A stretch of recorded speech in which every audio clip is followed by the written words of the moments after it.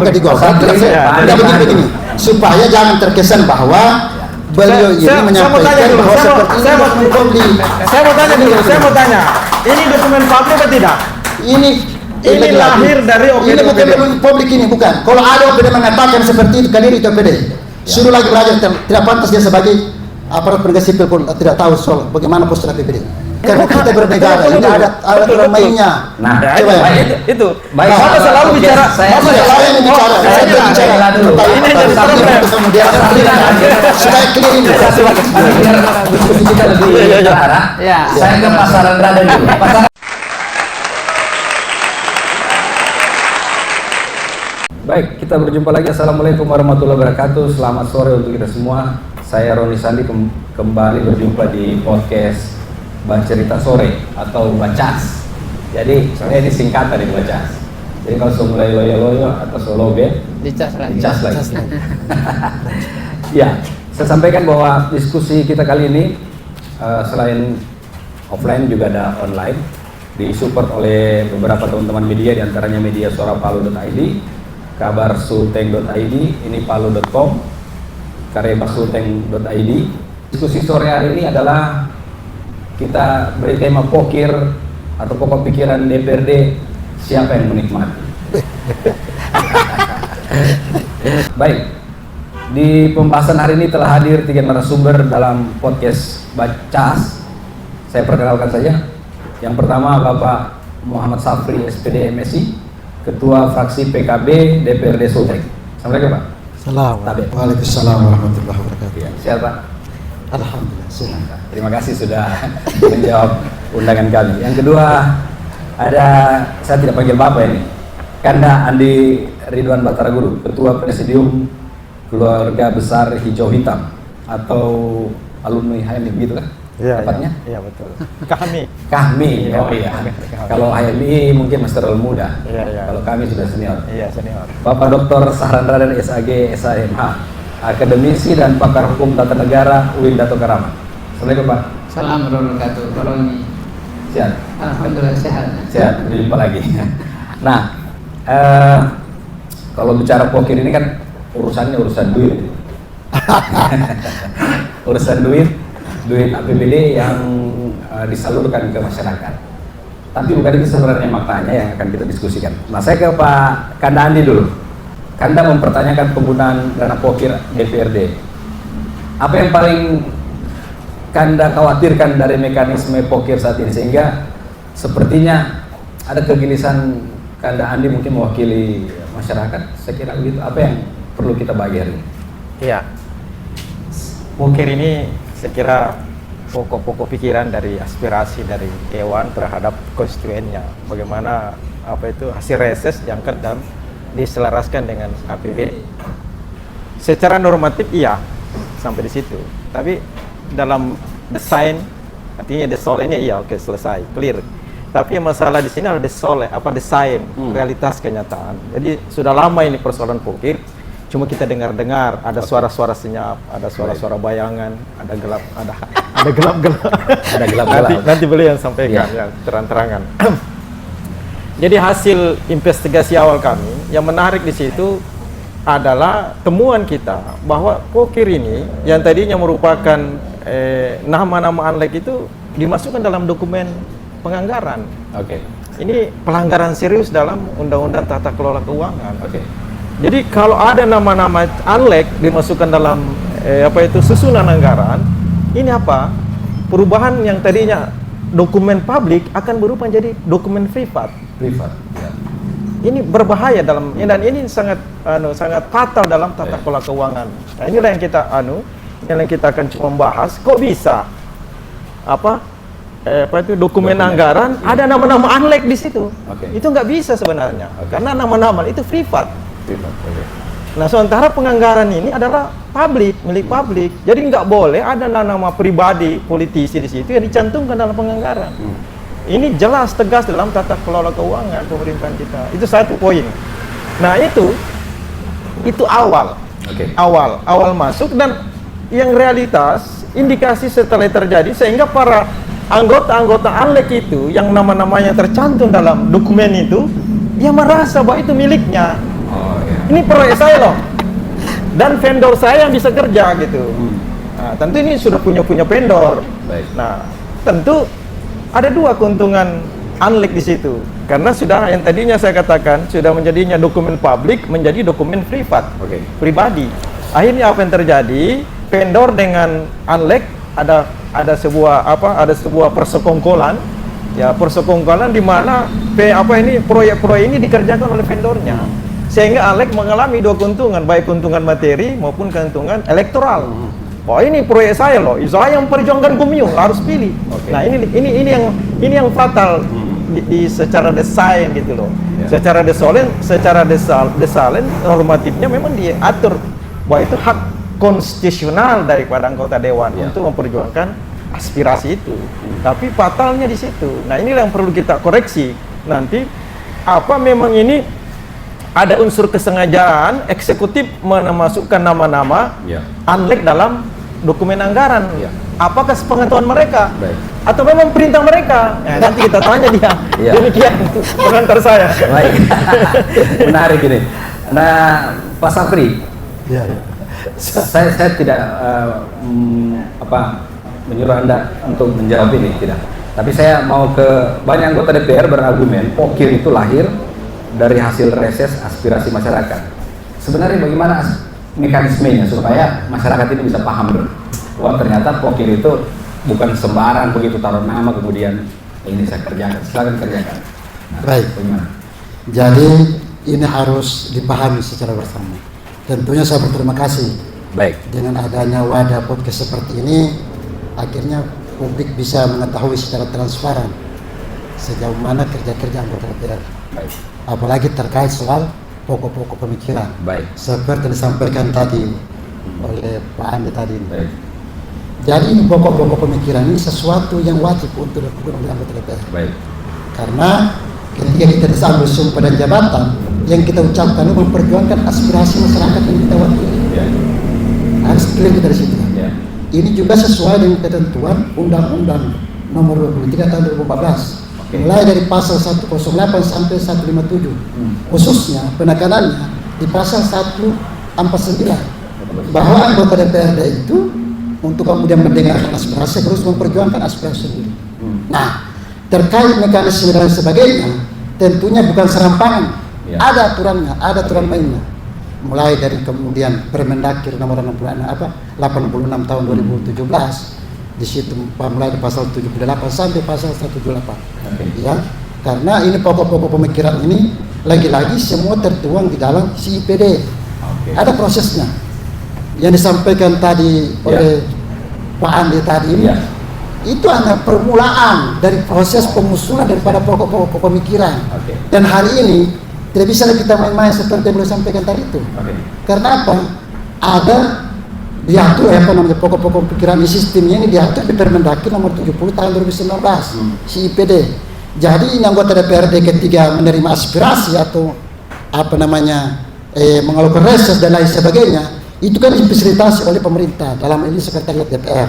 Nah, dalam melakukan reses dan lain sebagainya, setelah kita pulang reses atau selesai reses, ini kan ada semacam dokumen reses atau dokumen pokok-pokok pemikiran, dan itu masuk di akun setiap anggota DPRD untuk kemudian masuk ke CIPD. Nah, alurnya ini. Nah, kemudian akan diolah oleh Bapeda yang kemudian akan mengelola meram ini. Kemudian distribusikan ke OPD-OPD terkait. Sehingga lahirlah namanya dokumen buat TPS, RKPD, kemudian KPPS, kemudian RAPBD, kemudian APBD. Tidak serta-merta kemudian seperti yang sampaikan tadi itu. Tidak seperti itu. Itu hanya permulaan itu. Hanya permulaan awal untuk kemudian masuknya ini pokok-pokok pemikiran. Dan semuanya terintegrasi dengan aparat penegak hukum. Jadi tidak kayak dulu. Kalau dulu itu sementara pembahasan apa semua enak saja masuk, tapi sekarang tidak bisa. APBD saja untuk 2027 pokok-pokok pemikiran harus diinput hari ini untuk anggaran 2027. Nah, lagi-lagi baik nomenklaturnya maupun penganggarannya lagi diatur. Selain daripada Permendagri nomor 70 tahun 2019, diatur juga di Permendagri nomor 90 tahun 2019. Mulai dari penampatannya sampai kemudian penganggarannya semua itu diatur. Jadi transparan, tidak ada yang kemudian orang bilang mencari-cari soal pokok-pokok pemikiran sendiri.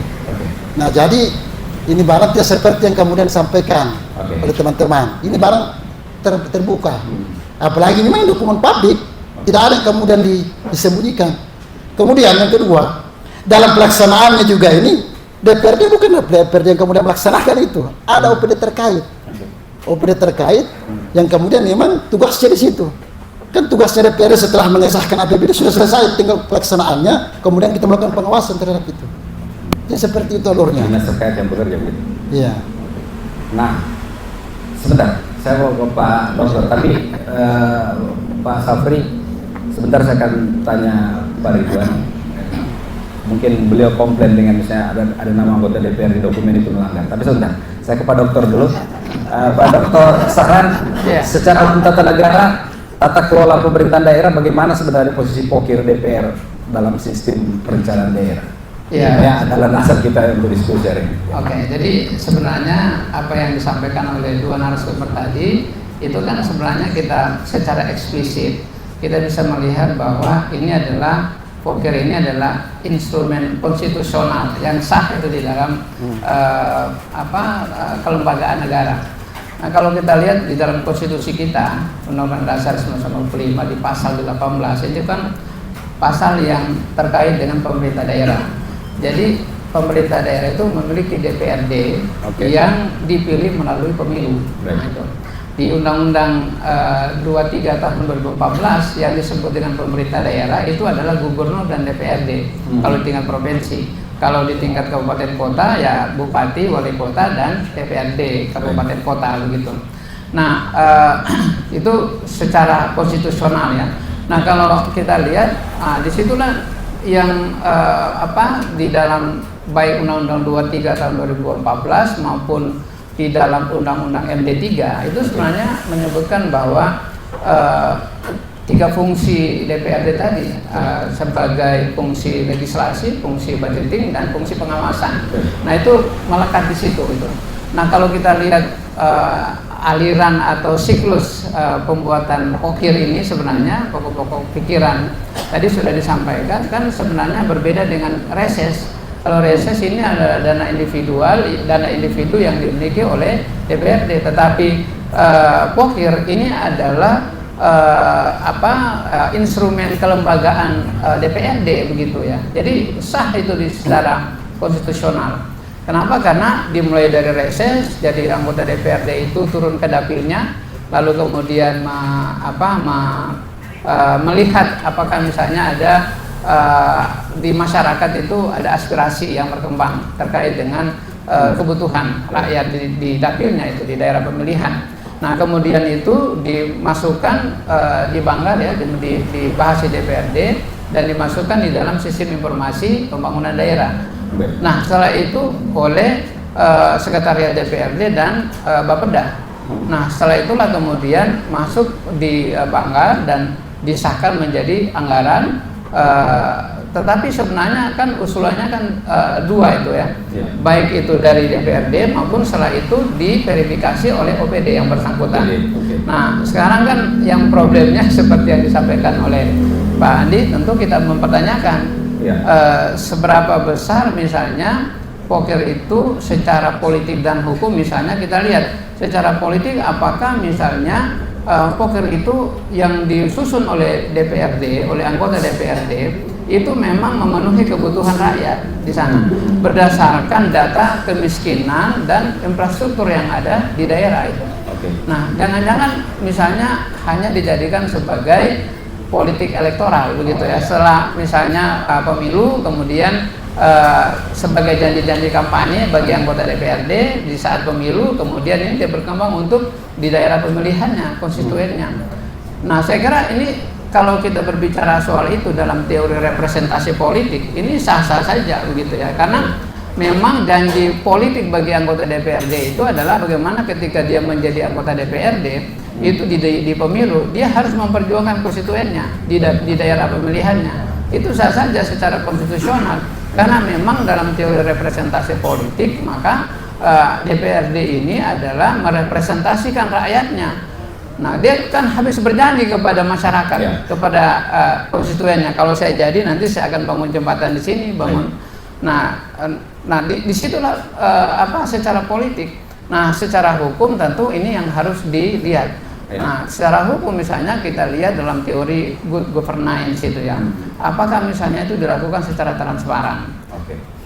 Apakah tidak terjadi fragmentasi politik di sana, termasuk ketika menentukan proyek ini, apakah misalnya jangan-jangan ini dilakukan karena misalnya balas jasa itu ya, lalu kemudian ada istilahnya di PJB itu ya, jadi di pengadaan barang dan jasa misalnya, kan sekarang ini KPK mulai menelusuri itu ya. Jadi apakah ini penunjukan langsung misalnya dilakukan? Oh ini karena saya punya pokir yang sudah saya susun, kemudian dibagikan OPD, dan itu kemudian saya yang akan mengerjakan itu. Nah ini dalam faktanya ya kita mungkin ada seperti itu ya, bahwa ini misalnya janji-janji dan dilakukan oleh vendor. Jadi sebenarnya siapa yang kalau pertanyaannya siapa yang menguntungkan, siapa yang menikmati? Ya tentu saja kalau dari sisi politik tentu anggota DPRD yang banyak menikmati. Karena apa? Karena tadi itu dari sisi politik elektoral itu ya, sisi politik elektoral. Tapi ya mudah-mudahan tidak semua lah. Itu kira-kira seperti itu. Nah secara hukum yang perlu ditandaskan itu adalah ini dilakukan secara transparan. Sepanjang dilakukan secara transparansi, karena anggota DPRD kan dilarang untuk mengerjakan proyek. Nah, di sini kan penyeimbangan antara eksekutif dan legislatif. Oleh karena itu, DPRD tugasnya adalah melakukan pengawasan. Nah, tadi misalnya pokok-pokok pikiran yang sudah menjadi proyek di OPD misalnya, ini harus diawasi oleh DPRD. Apakah misalnya ini sudah jalan, sudah tepat sasaran atau tidak? Itu. Kalau tidak tepat sasaran ya untuk apa? Jadi ini satu persoalan hukum yang bisa bisa dilihat dalam konteks publik, karena anggaran ini adalah anggaran publik yang harus dikontrol oleh masyarakat gitu. Saya kira itu. Ya baik, jelas sekali tadi ya. Ini diatur mekanisme hukum dan DPR harus mengawasi. Jadi kalau tidak diawasi nanti jadi persoalan tambah-tambah urusan lagi kalau orang bilang. Nah, apa yang mau ditambahkan Pak? Jadi begini, kalau tidak sesuai di dalam misi IPD itu akan tertolak dengan sendirinya. Jadi kalau tadi ada pernyataan bahwa anggota DPRD mungkin secara politik ya, tapi pada hakikatnya rakyatlah yang kemudian merasakan itu. Dan perlu jelas garis bawahi bahwa pokok-pokok pemikiran adalah bentuk keberpihakan anggota DPRD dalam menyuarakan aspirasi masyarakat. Kita harus paham itu. Karena kenapa? Mungkin selama ini ada ruang-ruang aspirasi yang kemudian kita tidak pemerintah daerah tidak pernah menyentuh. Tapi kemudian karena adanya reses, akhirnya anggota DPRD bisa menyentuh itu untuk memperjuangkan. Dan jangan lupa, pokok-pokok pemikiran itu adalah instrumen politik anggaran seorang anggota DPRD untuk kemudian memperjuangkan atau menjembatani kepentingan masyarakat sendiri. Jadi harus digarisbawahi. Jadi kalau tadi sampaikan bahwa anggota DPR yang mati, mungkin kayaknya agak keliru sedikit itu Pak. Ya, karena pada saat kami mengesahkan tentunya menjadi pembicaraan adalah ini untuk kepentingan siapa? APBD itu kepentingan rakyat. Ya, jadi bukan kepentingan politik lagi. Nah, itu harus dipahami di sebelah ini itu. Kan politik elektoral itu bisa dalam kami bisa memahami seperti itu. Boleh jadi bisa saja secara normatif memang seperti itu ya. Tapi nanti kita akan bisa lihat di dalam prakteknya. Maka itu harus diawasi di dalam proses baik itu di dalam penganggarannya maupun di dalam praktek pelaksanaannya itu. Ini kalau itu sesuai dengan ketentuan pasti menjadi pengawasan kita. Memang kalau dalam pelaksanaannya elektoralnya dalam pelaksanaannya masyarakat. Dalam pelaksanaannya ini APBD ini merupakan untuk kepentingan rakyat. Harus digarisbawahi itu, jangan kemudian mengatakan bahwa ini produk secara politik, lantas kemudian dianggap bahwa DPRD kemudian mengambil keuntungan atau menikmati itu. Saya kira begini. Dan digarisbawahi karena lagi-lagi pokok-pokok pemikiran itu saya garis bawah aja merupakan bentuk instrumen anggaran seorang anggota DPR untuk kemudian perjuangan kepentingan masyarakat. Clear kita di situ itu. Nah kita juga kemudian mengkomodir pokok-pokok pemikiran itu lewat reses, lewat musrembang, lewat kunjungan dapil dan lain sebagainya. Ya, sehingga dan bahkan banyak terkadang pokok-pokok pemikiran itu tidak terakomodir di APBD. Karena kenapa? Karena terkadang tidak sesuai dengan apa yang menjadi visi misi orang gubernur atau kepala daerah. Makanya semen tadi itu berdasarkan Permendagri nomor 86 tahun 2017 khususnya 178 itu menjadi dokumen penting untuk kemudian mensinergikan Saya sebenarnya begini, menyentil bahwa ya secara normatif seperti itu dalam realita, tapi di dalam faktanya kita berharap memang bahwa poker itu manfaat yang bisa dirasakan itu adalah masyarakat sendiri itu. Misalnya apa bentuk dari poker yang telah dilakukan oleh DPRD? Misalnya bangun jembatan, bangun jalan, kemudian infrastruktur kesehatan, sekolah dan lain sebagainya. Nah, itu yang saya maksudkan tadi. Tentu ya masyarakat yang bisa menikmati, tapi lalu kemudian di dalam prakteknya kita lihat bisa terjadi fragmentasi itu ya. Nah, belum lagi misalnya secara politik komunikasi, kalau misalnya nanti akan ada tidak sesuai dengan jangan sampai poker itu menjadi barter politik begitu. Dengan sampai seperti itu. Misalnya kalau tidak disetujui oleh kepala daerah, maka ya tidak ada di dalam disahkan itu ya. Disahkan, tapi dalam ketentuannya kan tetap meskipun anggota meskipun gubernur atau bupati wali kota tidak menyetujui, tapi kan tetap disahkan oleh DPRD begitu. Nah, itu kan ketentuan peraturan perundang-undangan di dalam pelaksanaan pengesahan anggaran itu. Nah, saya kira ini adalah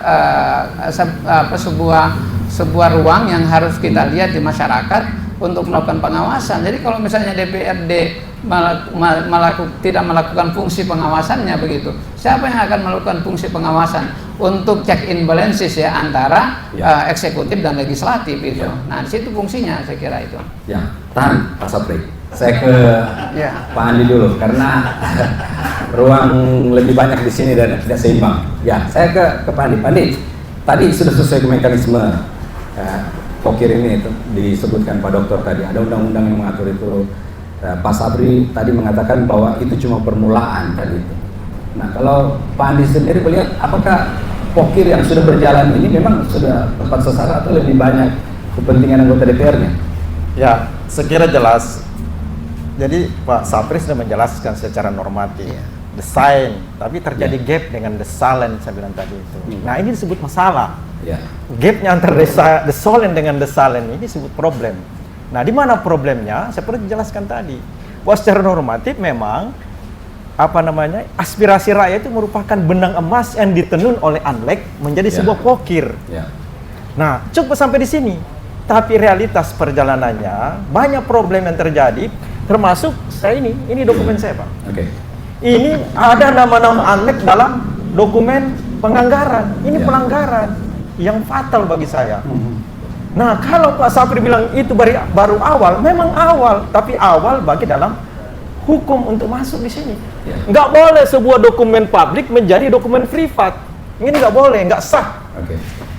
Masa nama saya masuk dalam anggaran, sementara ini adalah dana rakyat, bukan dana pribadinya Pak Sapri, umpamanya sebagai Anlek. Kok namanya Pak Sapri ada di situ, namanya si A, si B. Ini anggaran ini bukan pribadi punya loh. Ini rakyat, ini negara punya uang. Nah, oleh sebab itu, karena ini negara punya uang, harus diatur berdasarkan tata kelola perundang-undangan keuangan negara. Nah, kalau ada nama-nama ini dokumen publik, hampir semua OPD miliki nih, Pak. Itu baru satu. Nah, belum apa yang dikatakan tadi bahwa kasus-kasus yang terjadi poker ini secara normatif nggak ada problem, tapi desainnya jadi masalah besar. Banyak Anlek yang masuk ditahan oleh KPK, oleh APH akibat daripada eksekusinya yang salah. Secara hukumnya benar, tapi eksekusinya salah. Mulai dari DPR Medan, Sumatera Utara, Jambi, semua masuk. Kenapa? DPR yang seharusnya menjadi legislator menjadi eksekutor. Ini problem Pak Sapri. Mungkin Pak Sapri belum alami, tapi hampir dewan-dewan yang lalu-lalu itu melakukan itu. Cuma di Sulawesi Tengah ini belum ada serius untuk diselidiki hal-hal tersebut. Tapi ini merupakan pintu masuk bagi HPH untuk masuk. Karena di sana terjadi pelanggaran di mana dokumen publik menjadi dokumen privat, di mana keuangan negara kok dijadikan sebagai asas disebut tadi transaksi antara pihak eksekutif dengan legislator. Masa ya seluruh anggota dewan dimasukkan dalam nama-namanya dalam dokumen penganggaran. Ya. Ini fatal bagi saya. Dan ini merupakan pintu masuk bagi HPH dalam tindak pidana awal korupsi begitu. Ya. Nah, belum kita temukan itu tadi disampaikan Pak Andi, di dokumen itu tidak boleh ada nama. Yang Anda maksud dokumen publik mana? Coba. ini ya. Mana dokumen publik? Supaya mana Iya, dokumen iya, publik iya. mana? Ya, kita bukan dulu.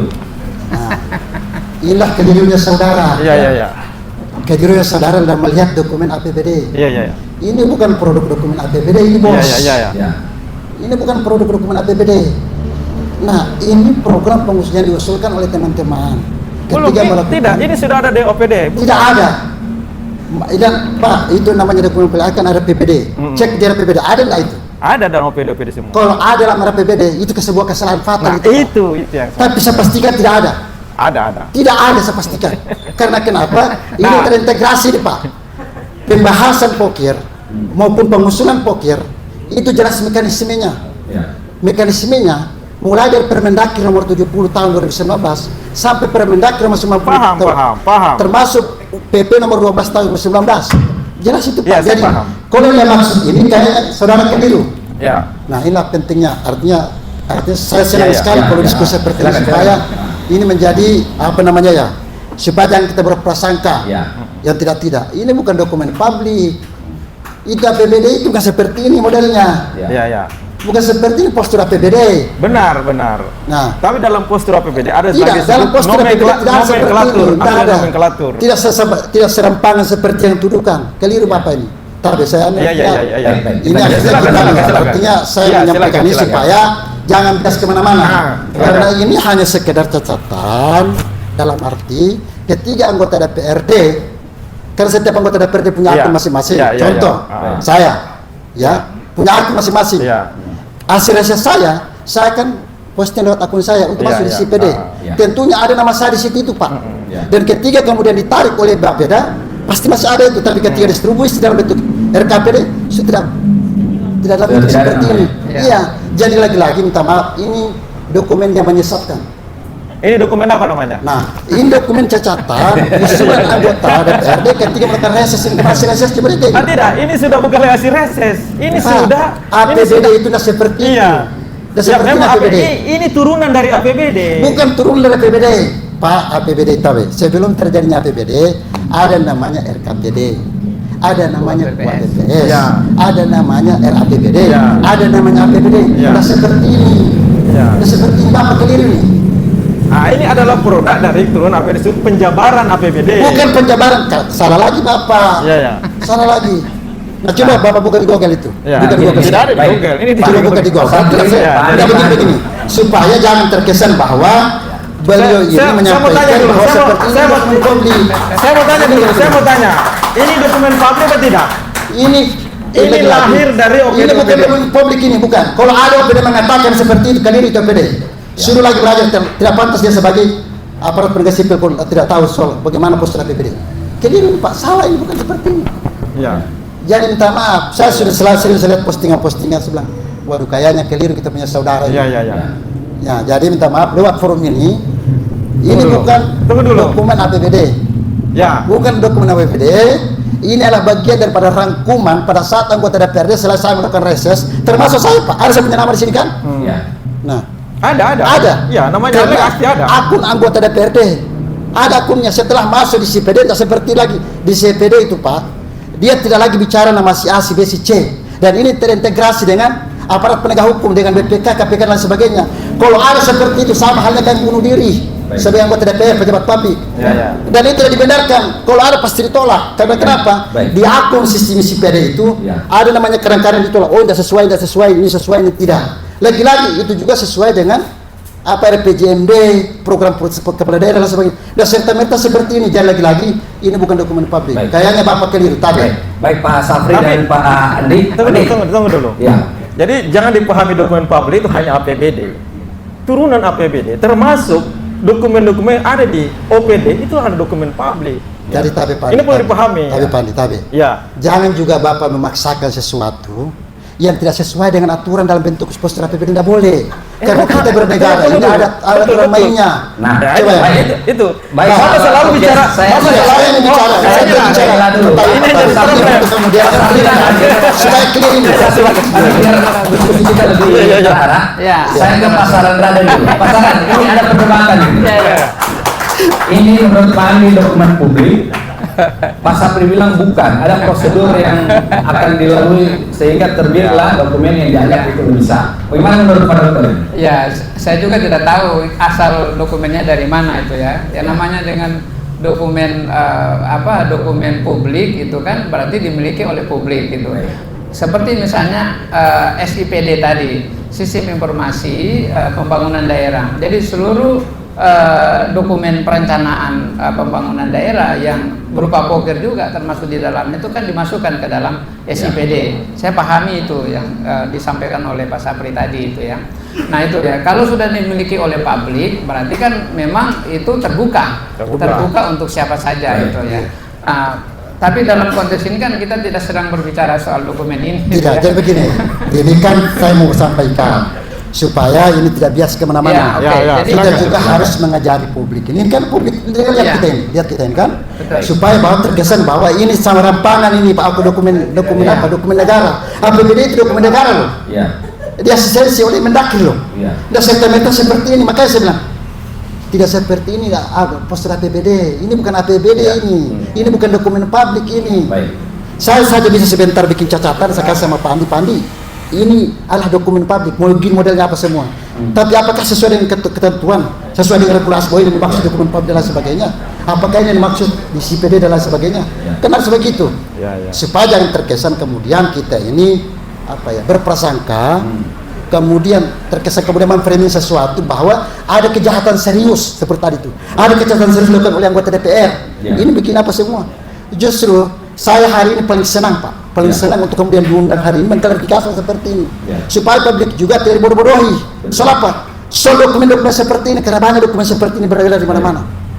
Jadi begitu. Tunggu dulu, Pak, sebentar. Tunggu dulu. Sepertinya pasangan belum clear ini. Clear. Tapi langsung dipotong Pak Sapri. Silakan, Pak Dokter. Sebenarnya namanya dengan dokumen publik itu adalah dokumen yang dimiliki oleh satu badan institusi negara atau swasta misalnya yang kemudian diakses oleh publik gitu ya. Jadi sudah bisa diakses oleh publik dan transparan. Dan misalnya berupa APBD, RKPD dan lain sebagainya itu kan ya ini kalau ini kan kita tidak bisa menyebut sebagai dokumen APBD itu ya, karena kan akan bisa berbeda. Tapi misalnya mungkin saja ini adalah dokumen pokir misalnya hasil dari sebentar hasil dari usulan misalnya ya, usulan dari reses kan begitu. Kalau kita siklus lihat anggaran pokir ini atau pokok-pokok pikiran anggota DPRD ini kan berasal dari reses itu, hasil reses yang diambil dari aspirasi masyarakat. Boleh saja itu yang sudah dimiliki oleh Pak Andi misalnya itu ya.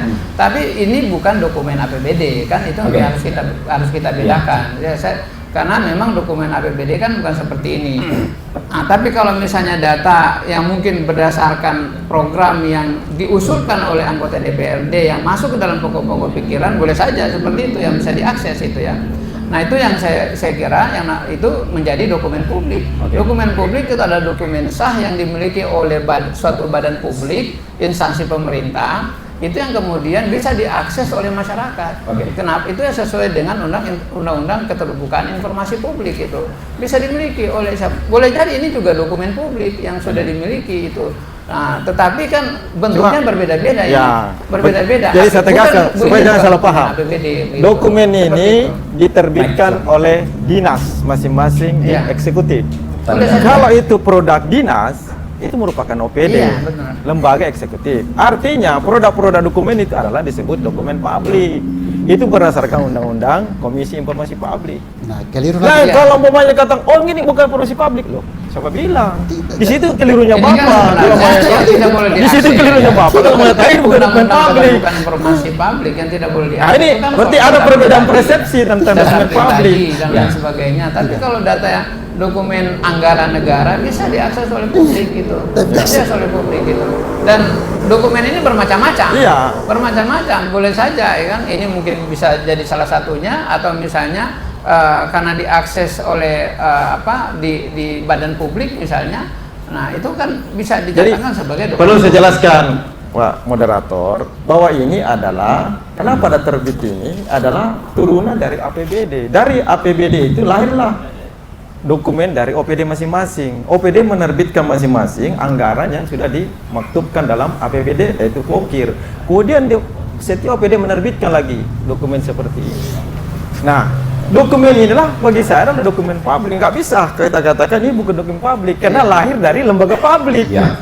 Bukan lembaga keluarga saya, pemilihan diri, Jadi gini. bukan. Jadi ada dua perdebatan ini, dokumen Ya. publik dan dokumen APBD. Jadi gini. Ya, ini bukan dokumen APBD. Ya, bukan ini dokumen dokumen. publik. Bukan dokumen Nah, APBD. saya mau apa namanya, mau menghentikan polemik yang ini. Kasih dulu dia, kasih dulu. Saya mau Kasih dulu Pak Sapri. melanjut ke ini, tapi saya silakan Pak Sapri. Jadi gini. Ya. Sebelum saya lanjut di Kenapa pertanyaan. perlu kemudian saya harus klarifikasi ini? Ya. Supaya kita juga terkesan bahwa Provinsi Sulawesi Tengah itu orang yang tahu aturan, Ya. ya, orang tahu aturan. Jangan dianggap bahwa inilah bagian daripada kesatuan dari APBD itu dokumen. Ya. Saya pernah ke bawah itu. Itu kan lagi tadi nih, Ya. yang mengatakan bahwa APBD yang kemudian OPD itu, nah makanya saya bilang tadi, Ya. dalam proses pembahasan APBD tidak seperti yang kita jelaskan seperti tadi itu, tidak seperti Oke. itu. Jadi kemudian OPD mengeluarkan dokumen seperti yang kita maksudin dokumen itu, kayak Bapak keliru. Ya. Makanya saya jelaskan tadi ini, kayaknya Bapak keliru ini. Ya. Nah, kenapa saya jelaskan supaya jangan kemudian ini bias kemana-mana. Gitu. Bukan artinya ini kan konsumsi publik. Persoalan membias tergantung para yang Tidak. mengangkat informasi itu gitu. Kan kita ini Artinya saya pahami Ya. kalau Pak Sapri berkeras untuk membantah karena ini kan dokumen Oke, ini. tidak. Tapi Saya- kalau saya- menyatakan ini bukan dokumen publik itu lebih salah lagi. Karena begini, dikeluarkan gini. secara saya bukan legal dalam posisi oleh kemudian berkeras semata, saya ingin lembaga bicara soal publik, aturan, ya gitu. Ya. soal aturan, bukan bicara karena saya bilang membantai, bukan, saya meluruskan Iya. supaya Bapak juga tidak keliru. Iya. Ya kan, tidak keliru arti Artinya kalau bahwa Bapak saya mengaku tahu aturan, menyatakan- saya juga tahu aturan kalau persoalan dokumen Iya, tapi publik. maksud saya karena kan Bapak Karena sampaikan jelek-jelek tadi. begini saya juga merupakan pernah jadi komisi informasi publik. Iya, jadi tapi kan paham persoalannya- ini termasuk dokumen tapi publik. persoalannya tadi Nah kalau bahwa Bapak dia- bantai ini bahwa bukan ini dokumen APBD, publik, itu keliru kalau itu. katakan ini bukan APBD itu betul. Nah. Tapi kalau mengatakan Bapak ini bukan dokumen publik, itu Bapak punya keliru Tidak di kan situ. judulnya tadi ini soal APBD kan? Ya, benar. Yang menjadi dokumen Benar publik kan? sekali. Betul kan? Ya. Nah, saya klarifikasi, Ya. saya bilang kayaknya Bapak keliru ini. Ya betul. Oke, kalau kan? saya katakan ini APBD, ya saya keliru. Nah, berarti keliru. Tapi Berarti kalau saya ini mengatakan bahwa bukan ini bagian daripada dokumen penjabaran Ya, APBD, ya kan? Bapak Clear, Bapak, selesai. terlalu jauh kita satu tadi soal dokumen publik, dokumen APBD. Saya mau melangkah tadi Pak Sapri sudah menjelaskan supaya ke publik bahwa supaya masyarakat paham. Bapak sudah menjelaskan, kita kasih ruang tadi, dan Andi juga sudah menyampaikan menurut Pak Andi ini dokumen publik, tapi menurut Pak Sapri ini dokumen bukan dokumen APBD dan Ya. Jadi harus dipahami dokumen masyarakat. apa namanya kalau bukan? Baik, kita sudahi untuk ini karena masih ada beberapa hal yang penting saya kira untuk kita diskusi soal ini. Nah, kita sudah di penghujung ini Bapak-bapak. Saya ingin di closing statement di diskusi kita sore hari ini, saya ke Pak Sapri dulu lah. Pak Sapri, siapa sebenarnya yang paling menikmati pokir, rakyat atau elit politik? Jadi saya itu orang yang paling malu kepada rakyat. Ya, saya orang paling malu kepada rakyat. Kalau kemudian pokok-pokok pemikiran saya itu tidak terkomodir di APBD. Artinya apa? Ketika pokok-pokok saya tidak terkomodir di APBD, baru saya makan gaji buta. Berarti tidak mampu memperjuangkan apa yang menjadi aspirasi rakyat. Itu satu. Terus kemudian yang kedua, kalau ditanya siapa yang menikmati itu? APBD itu untuk rakyat, bukan untuk siapa-siapa. Nah, untuk rakyat. Jelas itu. Jadi kalau pertanyaan siapa menikmati, seluruh masyarakat Sulawesi Tengah menikmati itu APBD.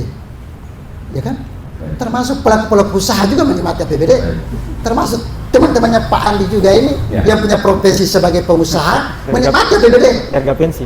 Nah, kan begitu. Apalagi masyarakat kita, orang tua kita di kampung apa semua, alhamdulillah berkat pokok-pokok pemikiran mereka menikmati itu.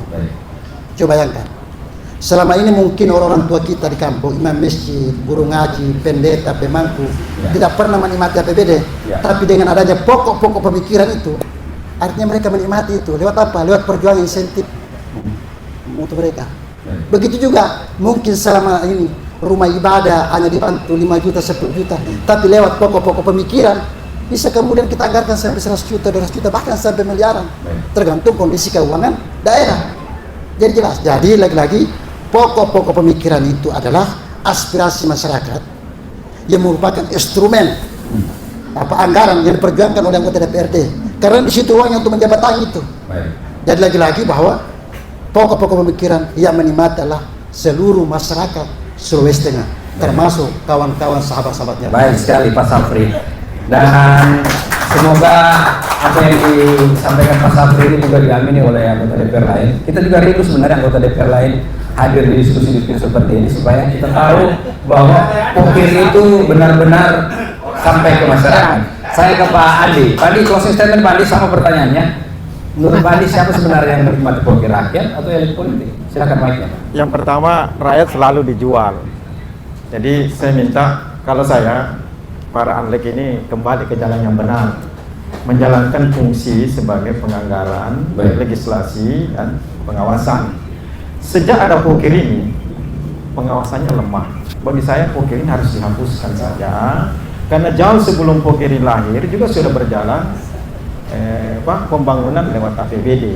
Dengan adanya Pokir ini, akibat fatalnya adalah terjadinya pengawasan fungsi pengawasan APBD melemah. Ya mungkin secara pribadi Pak Sapri sendiri, tapi ke 45 anggota dewan sana diam, membisu, ya kan? Akibat daripada Pokir ini. Nah, yang kedua, akibat daripada Pokir ini banyak anggota-anggota anlek yang masuk dalam geraji besi. Ini kita tidak inginkan. Ini saling mengingatkan ya. Kita saling mengingatkan bahwa Pokir ini lebih banyak maslahatnya daripada lebih banyak mudaratnya daripada masalahnya. Nah, jauh sebelum Pokir tahun 2014 ini, itu kita berjalan pembangunan dengan baik. Melihat musrembang, menyerap aspirasi rakyat lewat musrembang itu. Ini harus difungsikan saja. Enggak perlu lagi ada anggaran lewat Pokir ini. Karena ini merupakan apa dikatakan tadi Pak Dr. Saran Raden, bahwa ini transaksi ya, dan itu benar. Walaupun secara normatif dia selalu kata, oh enggak, memang Dewan menyatakan enggak. Tapi oleh sebab itu saya katakan, marilah kita kembali kepada jalan yang benar. Satu, Dewan harus tetap menjalankan trifungsinya. Yang kedua, Pokir ini harus dihapuskan saja daripada dalam anggaran. Jangan perlu dia Permen Mendagri cabut aja, nggak usah ada dalam Pokir ini. Demikian. Assalamualaikum warahmatullahi wabarakatuh. Menurut Pak Andi, Pokir tidak penting dan harus dihapus. Saya Pak Dokter saran untuk closingnya, Pak Dokter, pertanyaannya tidak sama, tapi sebagai pakar hukum tata negara di kondisi Pokir yang ada sekarang ini, apa yang perlu kita saling mengingatkan khususnya untuk di Pokir di DPR Sulteng? Ya, yang pertama kalau kita menelaah secara teoritik misalnya di dalam teori welfare state itu ya, ini sebenarnya dalam negara kesejahteraan Pokir itu bagian salah satunya untuk mensejahterakan rakyat. Yang ini tugas negara. DPRD ini kan bagian dari negara. Nah, menurut saya Pokir bagian dari program kelembagaan DPRD yang bisa mensejahterakan rakyat itu dari situ. Tetapi catatannya harusnya Pokir itu dilakukan kebutuhan rakyatnya di situ, kebutuhan rakyat apa, tepat sasaran, dilakukan secara transparan itu, dan kemudian diawasi oleh anggota DPRD secara kelembagaan kepada eksekutif yang memang benar-benar memastikan bahwa program-program itu terlaksana dengan baik gitu. Meskipun sebenarnya mekanisme di dalam perencanaan pembangunan di daerah itu kan ada namanya dengan musrembang itu ya. Nah, Pokir-Pokir itu harusnya juga masuk ke dalam musrembang misalnya itu, dalam proses itu yang kemudian itu bisa diawasi oleh semua orang itu. Nah, saya kira itu. Dan kemudian DPRD bisa melakukan secara transparan kemudian mengumumkan kepada publik bahwa ini adalah bagian dari pokir DPRD gitu yang diperuntukkan untuk rakyat. Nah, saya kira ini sebagai apa ya, meskipun tadi saya katakan sebagai politik elektoral yang merupakan kebutuhan bagi masyarakatnya di dapil, Pak, di daerah pemilihan. Nanti dia bisa dituntut. Dulu janji kampanyemu apa kepada kita? Apakah sudah dilaksanakan atau tidak? Itu. Nah, itulah yang tetapi harus tepat sasaran, kemudian menginventarisasi orang miskin, infrastrukturnya yang diberdayakan dan lain sebagainya. Saya kira itu, kalau itu bisa dilakukan, dan kemudian saya kira anggota DPRD juga bisa berintegritas di dalam melakukan pengawasan itu ya. Tidak ada seperti yang kita duga misalnya ya, terjadi misalnya transaksi politik dan lain sebagainya antara eksekutif dan legislatif itu. Saya kira itu. Terima kasih sahabat podcast dimanapun Anda berada, yang online dan maupun yang offline yang sudah menonton pada sore hari ini. Terima kasih ketiga narasumber, Bapak Muhammad Safri, Ketua Fraksi PKB DPRD Sulteng, kemudian Bapak Andi Ridwan Batara Guru, Ketua Presidium Keluarga Besar Hijau Hitam, kemudian Bapak Dr. Saran Raden, SAG, SHMH, Akademisi Pakar Hukum Tata Negara UIN Dato Karama Palu. Terima kasih atas waktunya. Kita menanti untuk undangan berikutnya di tema-tema dan isu lain. Saya kira apa yang kita lakukan saat ini bukan mencari salah benar, tapi kita berdiskusi masing-masing dengan persepsi masing-masing, dengan keahlian dan apa yang ada di pikiran masing-masing. Saya kira itu saya akhiri. Terima kasih atas kebersamaan Anda. Tetap di Bacerita Sabtu Bacas untuk edisi berikutnya bersama saya Roni Sandi. Assalamualaikum warahmatullahi wabarakatuh. Selamat sore. Sampai beberapa lagi. Tabe.